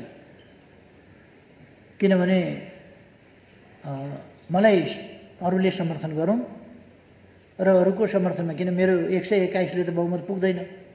बहुमत नपुर्याइकन दाबी हुँदैन। प्रतिनिधि सभा सदस्यको हिसाबमा मैले दाबी गर्न सक्छु। अहिलेसम्म चाहेर नचाहेर, अनुपस्थित भएर, जे गरेर, बाहिर जे भने पनि मसँग 121 को स्ट्रेन्थ छ अथवा मतभार भन्ने चलन छ नि, मसँग 121 मतभार छ प्रतिनिधि सभामा। 121 मतभार मसँग भएको हुनाले अलिक सजिलो होला कि मलाई भनेर म कोसिस गरिरहेको छु। यदि समर्थन प्राप्त भयो भने र त्यो राष्ट्रपतिज्यूलाई भरपर्दो आधार लाग्यो भने, उहाँले मलाई प्रधानमन्त्री भरपर्दो आधार लागेर नियुक्त गर्नुभयो भने मैले सरकार बनाउँछु र विश्वासको मत फेरि 1 महिनाभित्र लिनेछ। त्यस बाटोमा म जान्छु। 1 महिनाभित्र फेरि कसैले विश्वासको मत दिएन भने अनि विघटन गर्यो भनेर आरोप लगाउन पाइने छैन। अब विश्वासको मत नदिने अनि चुनावमा गयो भन्न त पाइने छैन। त्यो त स्वाभाविक रूपमा जान्छ। आज समर्थन दिनुहोस् मलाई, म आग्रह सबैसँग गर्न चाहन्छु, समर्थन दिनुहोस्। म सरकार बनाएर चलाउन चाहन्छु। दिनुहुन्न भने केपी ओलीले प्रतिनिधि सभा विघटन गरेर चुनावमा लग्यो देशलाई भन्न पाइँदैन। यो अस्थिरता, अस्तव्यस्तता खडा गर्ने, सधैँको विवाद, सधैँको खिचलो तयार गर्ने उहाँहरू जवाफदेही हुनुहुन्छ, म होइन। त्यसकारण अहिले पनि मलाई समर्थन दिनुहोस्, म सबै दलहरूसँग आग्रह गर्छु, कमसेकम बहुमत पुग्ने गरी दिनुहोस् आग्रह गर्छु। दिनुहुन्न भने अरूले बनाउनुहोस् सरकार, चुनावमा नजाउँ। म त चुनाव भनेपछि, चुनावको घोषणा भनेपछि, प्रतिनिधि सभा विघटन भनेपछि अस्ति नै थुतुनु पोलेको मान्छे हो। म त्यता जान चाहन्न, तर मेरो हातमा छैन। अरूले घेराबन्दी गर्ने अनि घेराबन्दी गरेर असफल बनाउने अनि आरोप चाहिँ मेरो टाउकोमा हाल्ने, त्यो गर्न पाइँदैन। उहाँहरूलाई अविश्वासको प्रस्ताव राख्नु भनेको हो, उहाँहरूलाई विश्वासको मत दिनु भनेको हो। अस्ति नै पनि 2 वा 2 भन्दा बढी दल मिलेर सरकार बनाउनुहोस् भनेको हो। अहिले पनि समर्थन दिनुहोस् भनिरहेको छु। हुन्छ भने समर्थन दिनुहोस्। मलाई लाग्छ जिज्ञासाहरू विमलजी, हजुर संक्षेपमा। सम्मानज्यूलाई यो हामीले जति पृष्ठभूमिको कुरा गरे पनि, यताबाट कोट्याए पनि उताबाट कोट्याए पनि स्पष्ट चाहिँ मेरो बुझाइ, धेरैको बुझाइ, आम पब्लिकको बुझाइ, सिभिल सोसाइटीको बुझाइ के छ भने मुलुक अब मध्यावधि निर्वाचनमा फेरि गयो, प्रतिनिधि सभा विघटनको औपचारिक घोषणा हुन बाँकी छ, डिलमा पुगेको छ भन्ने नै आम बुझाइ छ। त्यसको प्रक्रिया, त्यसको लम्बेतान, पृष्ठभूमि आफ्नै ठाउँमा होला। मेरो प्रश्न के हो भन्दाखेरि प्रधानमन्त्रीसँग अहिलेको जुन, हुन त मान्छेहरूले अमेरिकाको उदाहरण दिन्छन्, कोभिडकै बिचमा अमेरिकामा पनि चुनाव भयो। नेपालमा चाहिँ नसोचेको हिसाबले सेकेन्ड भेरिएन्टले चाहिँ यति आचो पारेको छ, जुन प्रधानमन्त्रीले पनि केही दिन अगाडि आफैले चाहिँ कोभिडको त्यसको जुन किसिमको असर देखियो त्यसको बारेमा यहाँ पनि बोल्नुभयो होइन। अब सङ्कटकाल 6 महिनाभित्र भएन भने त फेरि सङ्कटकालमा जान्छ। मलाई लाग्छ त्यतातिर अहिले सोचाइ छैन होला। यस हिसाबले हेर्दाखेरि आउने मङ्सिरमा चुनाव गर्ने सरकारको भित्री तयारी हुनुपर्छ वा त्यही नै कदम हो भन्ने बुझिन्छ। तर अहिलेको गिभन कन्टेक्स्टमा कोभिडको यस्तो लहर चलिरहेको छ, मान्छेहरू WHO अनि त्यसपछि विभिन्न साइन्टिस्टहरूले, विभिन्न देशहरूले, अस्ति श्रीलङ्कामा पनि हामीले एउटा केस हेऱ्यौँ, थर्ड भेरिएन्टको तेस्रो वेभको फेरि चर्चा आइरहेको छ। अस्ति हाम्रै स्वास्थ्य सेवा विभागले विज्ञप्ति निकाल्यो। यो स्थितिमा चाहिँ मङ्सिरमा चुनाव भएन भने हुने आधार के, भएन भने प्लान बी के हो प्रधानमन्त्रीको? धन्यवाद। यो कुरा वास्तवमा मसँग भन्दा पनि प्रतिपक्षका मित्रहरूसँग सोध्नुपर्छ। यो कोभिडको महामारीको स्थिति उहाँहरूले देख्नुभएको छ कि छैन? अहिले मुलुकले भोगिरहेका कठिनाई र सामने आइरहेका परिस्थितिलाई उहाँहरूले आकलन गर्नुभएको छ कि छैन? मेरो विरोध मात्रै उहाँहरूले देख्नुभएको छ। चराको आँखु जस्तै केपी ओली र केपी ओलीलाई झार्न धनुबाण तानेर बस्ने, हानि राख्ने मात्रै देख्नुभएको छ कि त्योभन्दा पर पनि देख्नुभएको छ? कोभिड देख्नुभएको छ कि छैन? अर्को, मसँग सैद्धान्तिक तवरले 121 सिट छ हो, त मसँग 121 सिट छ भने 271 सिटमा बाँकी सिट चाहिँ अरूसँग छन् नि त। अनि 121 सिटले चाहिँ दोष लिनुपर्ने, 121 कटाएपछि कति 150 सिट रह्यो। अनि 150 सिटले चाहिँ जवाफदेही लिनु नपर्ने, 121ले चाहिँ जोसँग बहुमत हुन्छ 150 सिट छ त्यसले जवाफदेही लिनु नपर्ने। म 121 भएकोले चाहिँ सबै कुराको अब्जस्ट लिनुपर्ने। 150 वालाले न आफू सरकार बनाउँछ न अरूलाई समर्थन गर्छ, त्यहाँनेरि हलो अड्काउने, अनि अब्जस्ट चाहिँ 121 भएकोलाई दिने। अझ त्यसमा पनि प्र्याक्टिकली हामीले हेऱ्यौँ भनेदेखि त 93 रहेछ नि त। अरू त जति बेर जे पनि गर्न सक्ने रहेछ नि त। यो सरकार ढाल्नका लागि जति बेर जे पनि गर्न सक्ने त 27 जना त अस्ति देखियो त। पार्टीलाई धोका दिन सक्ने, पार्टीको टाउकोमा बन्चराले हान्न सक्ने, पार्टीको गर्दन तरबारले हान्न सक्ने, पार्टीलाई यताबाट हलाल गर्न सक्ने, ती त 27 जना त देखा पर्यो त अस्ति। त्यसो भएर त्यो 93 भएको बबुरोलाई चाहिँ हमला गर्ने। अनि 177 यो 27 समेत जो सरकारका विरुद्धमा खुलेर देखा परेको छ त्यो समेत 177 सिट हुन्छ। अनि 177 सिट 178 सिट हुन्छ। हजुर 177 हो। जब 177 सिट विपक्षमा छ भने त्यो 177 जिम्मेवार हुन्छ कि 93 वाला जिम्मेवार हुन्छ? तसर्थ संसदको त 1/3 जसो मात्रै मसँग देखियो त। त्यस अवस्थामा म आग्रह गरिरहेको छु तपाईहरू मिलेर वैकल्पिक सरकार दिनुहोस् भनिरहेको छु। भाँजो हाल्या छ र त्यहाँ। अनि उहाँहरूलाई दोष नहुने सरकारको योजना यो छ, सरकारको यो छ दृष्टिकोण, उहाँहरूलाई मिल्न नदिएको, उहाँहरूलाई फुटाएको मैले हो। नेकपा एमाले भित्र जस्तो अरू पार्टीभित्र मैले हात हालेको छ। त्यसर्थ मैले त अन्त हात हालेको छैन। उहाँहरू मिलेर सरकार बनाए हुन्छ। सक्नुहुन्न भने संसद बचाउँ, कठिन अवस्था छ, मलाई समर्थन गर्नुहोस्। मलाई समर्थन गर्नुहोस्। सब अन्तिम बसन्तजीबाट त्यसपछि टुङ्ग्याउँ पनि होला।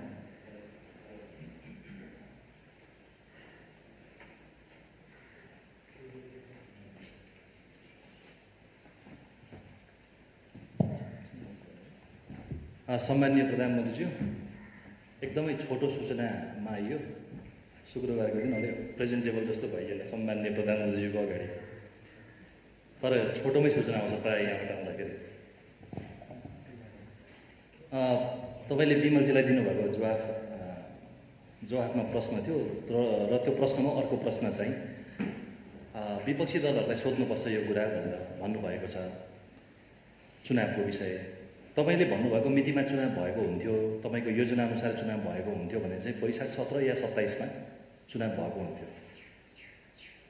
र कोभिडको एकदमै मारामार भएको बेलामा एकदमै खतरनाक स्थितिमा त्यो चुनाव हुने रहेछ। कति घातक समय रहेछ। अहिले त हामी पछाडिबाट हेर्न सकिने भयो नि त समय बितिसकेपछि। त्यसैले पनि संविधानले निर्दिष्ट गरेको 5 वर्षको समय पुरा गर्नु अहिले हामीलाई यो जनस्वास्थ्यको कोणबाट पनि झन् महत्त्वपूर्ण भयो यो कुरा। तर किन यसलाई चाहिँ सिधा या घुमाउरो बाटोबाट त्यतैतिर लैजाने काम हुँदैछ? एउटा जिज्ञासा यो अझै पनि बाँकी रह्यो। विमलजीले सोधेको अझै बाँकी रह्यो। अर्को चाहिँ तपाईँको मनमा भित्र कतै अब त लागेको हुनुपर्ने हो कि त्यो जब अदालतले पनि फैसला गरिसक्यो पुस 5 गते मैले संसद विघटन गरेको काम चाहिँ राजनैतिक हिसाबले पनि अनुपयुक्त, संवैधानिक हिसाबले पनि गलत थियो भन्ने कुरा तपाईँले अब कन्जम्सनको लागि भन्दा त भन्नुहुन्छ होला, तर एक्लै बसेको बेला तपाईँलाई कतै लागेको छ कि छैन यहाँ चाहिँ अलिकति बेठिक भयो, संविधान मिचियो यहाँ भन्ने कुरा तपाईँलाई कतै लागेको छ कि छैन यो मलाई जान्ने जिज्ञासा छ। अर्को चाहिँ यो अहिलेको कोभिडको विषयसँग सम्बन्धित विषय छ कि अहिले भर्खरै उप प्रधानमन्त्रीज्यू निस्किनु भयो कि सिसिएमसीको तर्फबाट जुन समन्वयहरू हुनुपर्ने हो यो एकदमै कमजोर भयो भन्ने आलोचनाहरू यस अगाडि पनि थिए, तर योपल्ट बढी भइरहेको छ। यो कुरामा कतिको जानकार हुनुहुन्छ? परराष्ट्र मन्त्रीज्यू यहीँनिर हुनुहुन्छ। अस्ति भर्खरै मात्रै केही देशका राजदूतहरूसँग, कूटनीतिज्ञहरूसँग उहाँले एकलौटी ढङ्गले कुराहरू बढाउँदाखेरि यहाँको विभागीय हिसाबले पनि परराष्ट्र मन्त्रालयलाई बाइपास गरियो, छलियो भन्ने कोणबाट आलोचनाहरू भएका छन्। मेरो जानकारीले के भन्छ भने प्रधानमन्त्रीज्यूका पनि यी असन्तुष्टिहरू आइपुगेका छन्। यसको बारेमा के भन्नुहुन्छ? र जनताको अहिलेको पहिलो चासो चाहिँ खोपमा छ। खोपको विषय के छ? किनभने हाम्रो जानकारीले के भन्छ भने उत्तरी छिमेकीसँग जसको खोप बढी रिलायबल हो भन्ने बारेमा पनि कुराहरू आएका थिए, तर त्यतातिर तपाईँहरूले कुनै पहल नै गर्नुभएको छैन भन्ने छ। र दक्षिणको छिमेकी जो आफै एकदमै ठुलो पेन्डेमिकको महामारीमा छ, तर तपाईँहरूको जोड चाहिँ त्यतैतिर बढ्ता छ भन्ने ढङ्गले एकदम गुनासोहरू भइरहेको छ। यी 4वटा मेरा जिज्ञासाहरू चाहिँ समाधान गरिदिनु अनुरोध छ।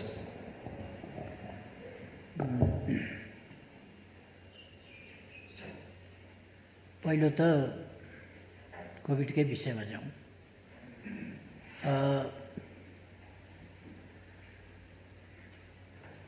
यस्तो बेलामा चुनाव गरिरहनु वाञ्छनीय होइन। तर अहिले तपाईँले हेर्नुभयो भने एउटा राष्ट्रको समय भनेको एक दिन पनि एकछिन पनि मूल्यवान हुन्छ। राष्ट्रको समय, त्यो राष्ट्रको समय चाहिँ त्यस्तो मूल्यवान समय यस्ता अनावश्यक र अनुचित कुराहरूमा खर्च भइरहेको छ। आज पनि हामी यहाँ जे काममा लाग्न पर्थ्यो यति बेर त्यसबाट समय निकालेर यहाँ हामी छलफल गर्नु परिरहेको छ पोलिटिक्सको बारेमा। किनभने पोलिटिक्स न अगाडि बढ्न सक्ने न अडिन सक्ने त्यस्तो खालको स्थितिमा छ।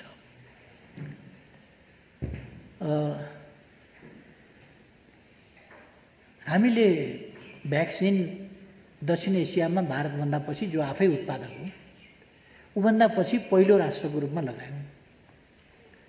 त्यसका निम्ति हामीले थप 20 लाख डोजका लागि त्यो एकैचोटि ल्याएर पनि फेरि के हुन्छ भने त्यो समयभित्र लगाउन सकिएन भने त्यो एक्सपायर हुन्छ, फेरि त्यो कामयाब हुँदैन। त्यस कारण हामीले क्रमशः नै ल्याउनु पर्ने हुन्छ। त्यो क्रमशः ल्याउनका लागि हामीले 20 लाख डोज मगायौँ। 20 लाख डोजको पैसा पनि तिर्यौँ।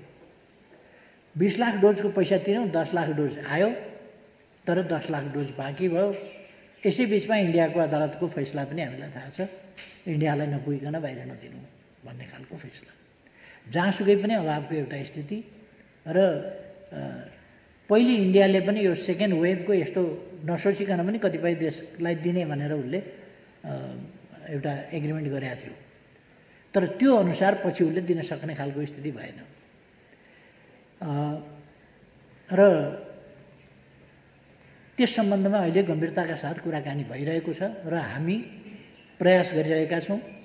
र म ठान्छु भारतको अदालतले पनि सीमाभन्दा उता सीमाले मानवीयतालाई निर्धारण गर्ने, मानवीय जीवनको रक्षाको प्रश्नलाई सीमाले उत्तरदायी वा अनुत्तरदायी बनाउने विषय ठान्दैन र यसलाई नितान्त एउटा राष्ट्र विशेषको समस्याको रूपमा अथवा राष्ट्रले गरेको उपलब्धि वैज्ञानिक खोज अध्ययन खास गरेर औषधिजन्य कुराहरूमा मानिसको जीवनसँग सम्बन्धित कुराहरूको उपलब्धि चाहिँ एउटा राष्ट्र विशेषको मात्रै हो, सँगै मानव जातिको उपलब्धिको रूपमा त्यसलाई मान्न सकिँदैन भन्ने अवश्य पनि भारतको कोर्टले गर्ला जस्तो मलाई लाग्दैन। त्यो कुनै प्रसङ्गवश त्यसरी निर्णय भए तापनि त्यसमा करेक्सन आउला भन्ने म ठान्छु।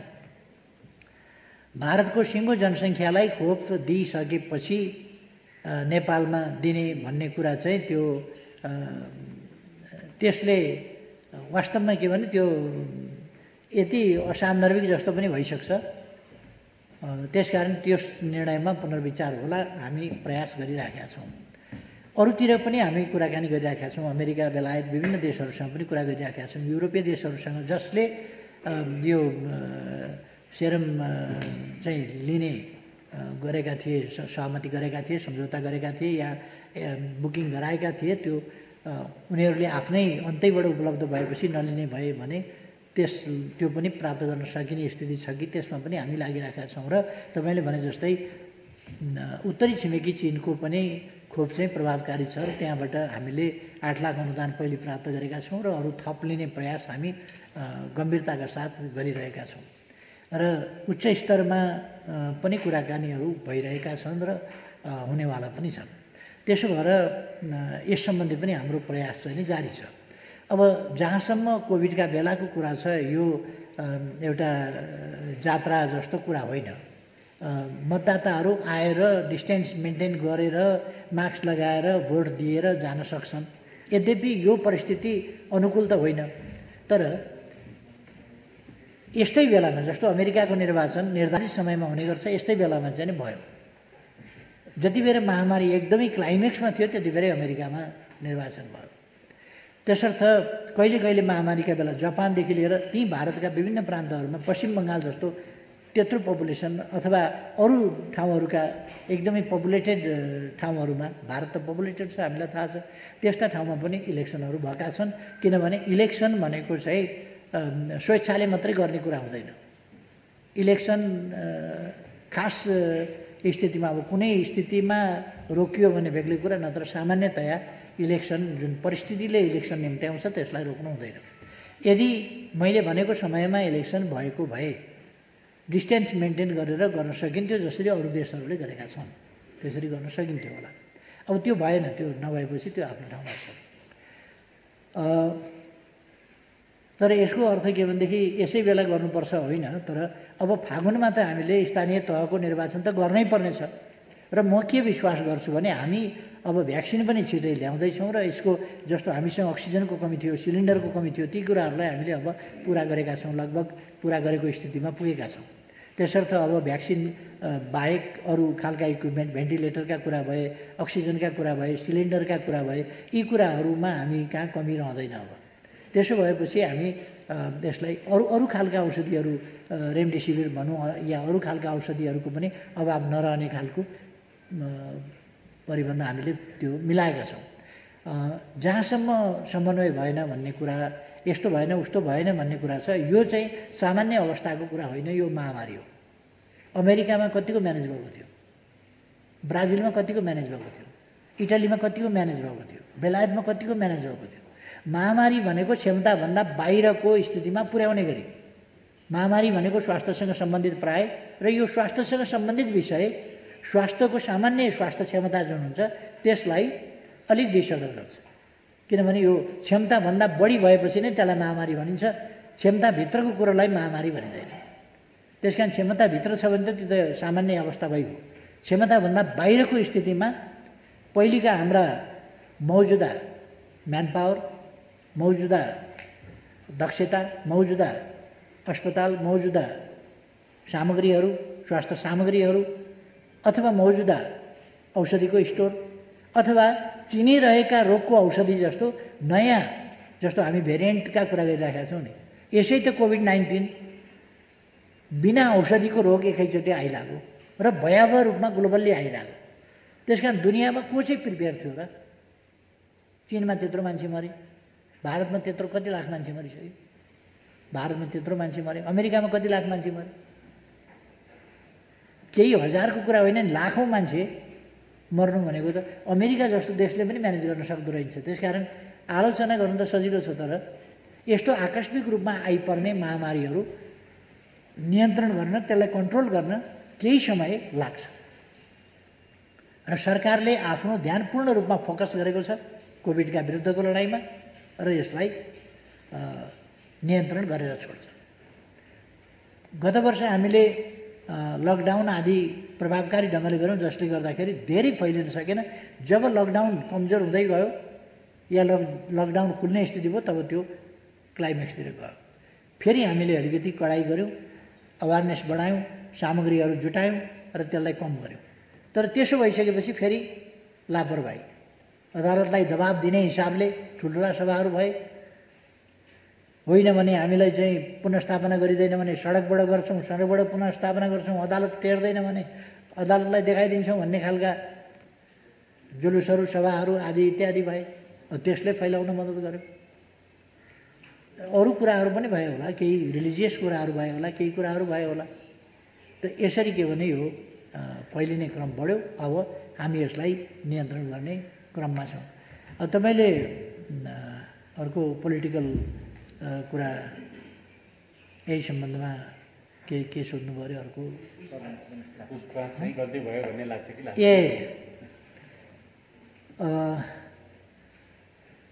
अदालतले भनेको मान्नुपर्छ, अदालतको फैसला मान्नुपर्छ र कार्यान्वयन गर्नुपर्छ। हाम्रा राज्यका तीनटा प्रमुख अङ्गहरू, तीनटा अङ्ग छन्, व्यवस्थापिका, कार्यपालिका र न्यायपालिका। सबै आफ्ना ठाउँमा आफ्नो आफ्नो ढङ्गले आफ्नो कर्तव्य पुरा गर्न स्वतन्त्र छन्, काम गर्छन् त्यसले। त्यसो भएर एउटाको कामलाई अर्कोले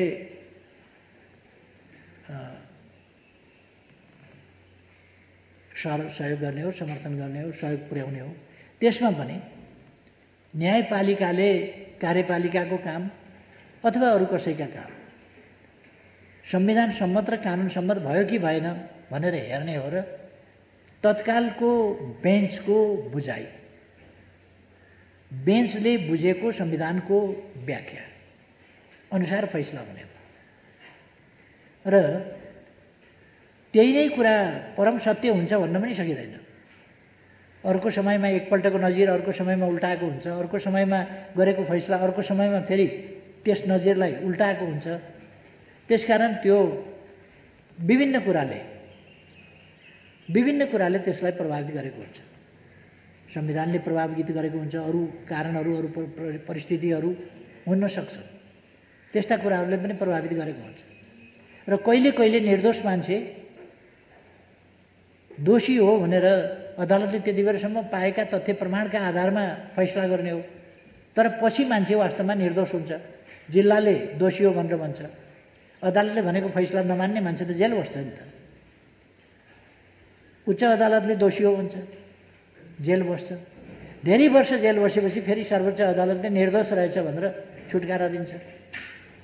ठुलो क्षति भइसकेको होला, तर न्याय उसले पाउँदा ढिलो भइसक्यो होला, तर पनि न्याय पाउँदा त अर्कै न्याय पाएको हुन्छ नि। जिल्लाबाट पाएको न्याय अर्कै थियो, उच्च अदालतबाट पाएको न्याय अर्कै थियो, ती पनि न्याय नै पाएको, तर ती न्याय उपयुक्त छन् कि छैनन् भनेर हेर्ने ठाउँहरू हुन्छ। हामी पुनरावलोकन आदि इत्यादिमा गएनौँ। पुनरावलोकनमा जाने हो भने त्यहाँ पनि ठाउँ हुन्थ्यो होला, हामी गएनौँ। हामी जे भए पनि राजनीतिमा झै झगडाको बाटो, मुद्दा मामिलाको बाटो, झगडिया तरिका हामी अवलम्बन गर्दैनौँ। त्यसकारण हामी खुरुखुरु अदालत निर्वाचन आयोगका आयोग एक दिन अध्यक्षबाट निकालिदिए निर्वाचन आयोगमा, अर्का दिन दलको नेताबाट हटाए निर्वाचन आयोगमा, साधारण सदस्यताबाट हटाए निर्वाचन आयोगमा, अदालतमा अर्को पुग्या छ। यो खालको तरिकामा हामी अलिक विश्वास गर्दैनौँ। पोलिटिक्सको हिसाबले गर्नुपर्छ, पोलिटिकल हिसाबले गर्नुपर्छ। र मलाई आफूले गरेको काम एक्लै बस्दा मात्रै होइन, निन्द्रामा पनि त्यो गलत लागेको छैन। अदालतले ठिक छैन भन्यो, अदालतको फैसला पछि अदालतले त्यति बेर ठिक छैन भनेको पनि अब संविधानको जीवित व्याख्या गर्ने हो भने त यो त के भने अहिलेसम्मको गति हेर्दाखेरि ढुङ्गा त गन्तव्यतिर त गइराखे जस्तो त लाग्दैन। त्यसो भने अब यो कुन ठिक थियो, मेरो चाहिँ ठिक थियो कि अदालतको ठिक थियो, त्यो अब पछि कार्यान्वयन चाहिँ अदालतले जे फैसला गर्यो त्यसलाई सम्मान गर्ने, कार्यान्वयन गर्ने, त्यसलाई पालना गर्ने। धन्यवाद प्रधानमन्त्री। सबै साथीहरूलाई पनि धेरै धेरै धन्यवाद। महत्त्वपूर्ण छलफल भएको छ। यहाँ प्रधानमन्त्रीबाट व्यक्त गर्नुभएका विचारहरू र यहाँ राख्नुभएका जिज्ञासाहरू जस्ताको तस्तै आउनेछन् मिडियामा, र त्यसमार्फत सार्वभौम जनताहरू चाहिँ सुसूचित हुन पाउनेछन् भन्ने हाम्रो विश्वास छ।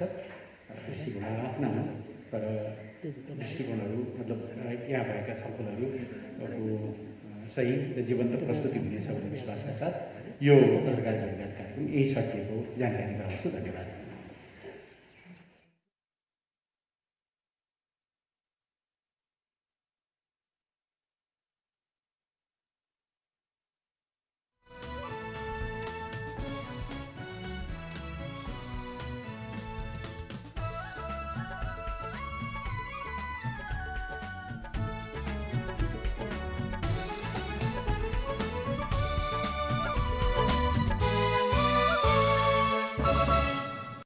नमस्कार, म डाक्टर अमित जोशी। म चाहिँ बीएनबी हस्पिटल एकेबी सेन्टरको हाड जोड्नी तथा आर्थ्रोस्कोपी विशेषज्ञ।